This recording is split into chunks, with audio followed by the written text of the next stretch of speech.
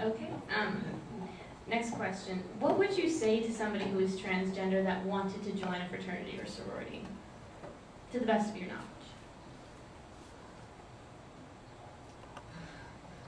I want to join. I don't know. I think say go for it, but I don't know how it all works. But I think, again, this is why we're having this conversation. I think that this was something to talk about, and I think it would be, it should be okay, you know, if a female identifying trans person wanted to join a sorority or vice versa, you know. Yeah, I think it would depend on the context. I mean, working in an LGBT resource center, if a student who identified as trans came into my office and said, I want to join a fraternity or sorority, I would have a conversation about, you know, why and what, you know, what have you heard about this specific chapter? I mean, those are just kind of real questions to ask, you know, are they accepting, are they are they open to trans folks? You know, and having to, like I would talk to any student who comes with any other question into my office. So I would say context really would play a big role. Yeah, I would say that for me it would be really important to have an honest dialogue with the student about what that road might look like. I would ask specific questions about, have they already identified a chapter that they're interested in, so that maybe I can do some research with that national organization about, okay, here I have a student, what would this process look like for this student? Is there an opportunity for them to be part of your organization? So that I can give the student as much information up front. For me in my daily work, regardless of what kind of student or what their background is or anything, I always am about managing students' expectations. So I always want to be honest up front about anything related to especially the process, because the thing about fraternities and sororities that I think people haven't said is that they're selected by nature.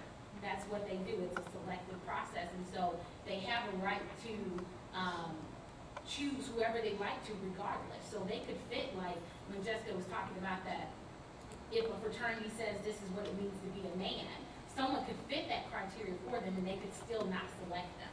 So I think that that's a big thing too, is that a student that identifies, you know, as a trans student or as part of the trans population could be denied access to the fraternity or sorority, not because of that, but just because the group didn't think that they were a good fit. So I think it's about just being honest up front about what that process looks like. But there's some back end that I believe that I should do as a campus professional to make sure that I can get that information for them, because that's not a conversation that they can actually go have themselves with a national organization. So doing that for them. So just kind of talking them through that process and what it could look like. And like going off of it, like if one of my friends came up to me who was transgender and said that they wanted to join fraternity or sorority, I think I would be, you know, like I would say it's probably not going to be the easiest process in the world. It's probably going to be difficult, and you know, it's gonna at times it's gonna suck. But on the other aspect of that is, I think that I would emphasize how much power they have. The fact that they want to join a sorority, and the fact that, or a fraternity, and the fact that they want to get involved in Greek life, and that there is, as to the best of my knowledge, from my sorority, which is 5 and 5, I don't think we have any, you know, rules or bylaws or something at our chapter level about, you know, transgender, and I don't think we do at the national level either. And so I would say that to them, that they have so much power. Like, yeah, it's going to be hard, but think of like the difference you're going to make, not only for you, but people that follow your footsteps who want to join. So I think, like, emphasizing, yeah, the difficulties, but also like how much power and the great experience that they could bring to other people too. The only thing I would add is that I would think, and I think this is probably implied in some of the answers, but the person who came up and asked me, I would ask them, are you going to be out as trans, or are you planning on being stealth inside the chapter? Because that's kind of a big secret to not have. And some organizations' rituals involve like a person's history, and some of the downside of being stealth is that you lose your childhood. Like, you can't tell those stories. But I would also let the person know that there are fraternities and sororities specifically developed to be inclusive of lesbian, bi, trans, and allies, as well as gay, bi, trans allies. Sigma Phi Beta or Gamma Rho Lambda, is there a chapter at the institution? Do you want to start a chapter at the institution? And put them in touch with organizations where they can be fully expressed and experience brotherhood or sisterhood. I find that a lot of people that I know who have transitioned long for the gender that they are identifying as, long for the ability to be accepted, which is like passing, but a little bit more of a community associated with it. But to be accepted in that gender organization then gives them an opportunity to socialize within that gender. So I know a lot of my trans friends play on sports teams or volunteer firemen or something so that they can have access to an all-male space because they lived as women for decades, and now they're wanting to experience a male space, and that can also be very dangerous. So it just depends on the individual if they're willing to be out and if that space is supportive. Thank you. Aiden? I wanted to add, I think it's also important to consider that some trans people don't identify within a binary system. So, you know, if you're neither male nor female and you're looking for sisterhood or brotherhood, that's not going to happen if you're identifying as, you know, a broster, if you will. So I think that's a difficult space to navigate when you're trying to answer that question for people. You have to consider where they fall underneath the umbrella. If I could add one more thing to that too. That also made me think about, there are also organizations, fraternities and sororities that are co-ed. So there's an opportunity, they wanted to be in a space where they didn't have to say, I identify as a man or a woman.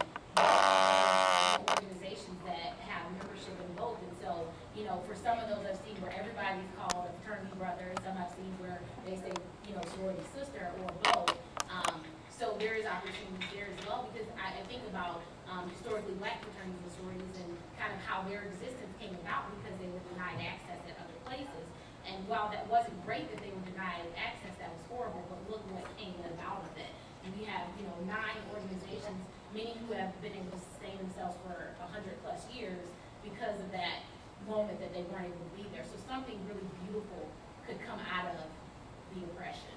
So, sorry. Thank you. Sean Rowe had something to say. I think they kind of answered my question. I was going to ask about like gender ambiguity or like people who are more fluid in nature, where they fit in. But it's, you know, say you are fluid, but you still maybe straight up more of the masculine with women. Is there a place in a regular fraternity sororities if you're not 100%, you know, male or female? If you apply somewhere between there, did you get one side kind of deal? Is there a place for people like that? And yeah, who are still fluid, but they want to have that brotherhood or sisterhood? I think, and we were actually speaking about this before the event started, that there's some models, not sorority model per se, but like historically all women's colleges, there are out trans men who attend them, and there have been, you know, there's been some really great student activism and student organizing at some of those institutions to carve out that space and to challenge, you know, the idea that a women's only institution has to have women who look a certain way or who identify a certain way. So I can't speak so much to sororities and fraternities specifically, but I imagine that there's some, just from knowing some students who are involved in the Greek system, that some chapters have more of a reputation for allowing for that kind of fluidity more. Well, as an individual who identifies and expresses myself in such a way outside of the binary system, it doesn't feel like there's a place for me. The college I attend is 40% Greek, which is one of the highest, I believe, in the state. And most of the organizations are incredibly heteronormative and gender normative. You know, they have crush dances, that sort of thing. And it just doesn't feel like there's an inclusive place within this Greek community for trans people like me. So now I have a question, kind of, like what, so like in your opinions, and anyone else even, what are things that we can do, like members of fraternity and sorority life, what are things that we can do to make you feel more inclusive? Like what are steps that you think that we need to take? Because I think we're in a world where things are changing and, you know, life is happening and it's time to open our doors, and so I think that proposing solutions might be beneficial at this point as well. Does the audience have anything to say? We'll go with Susan, Laura, then Millie.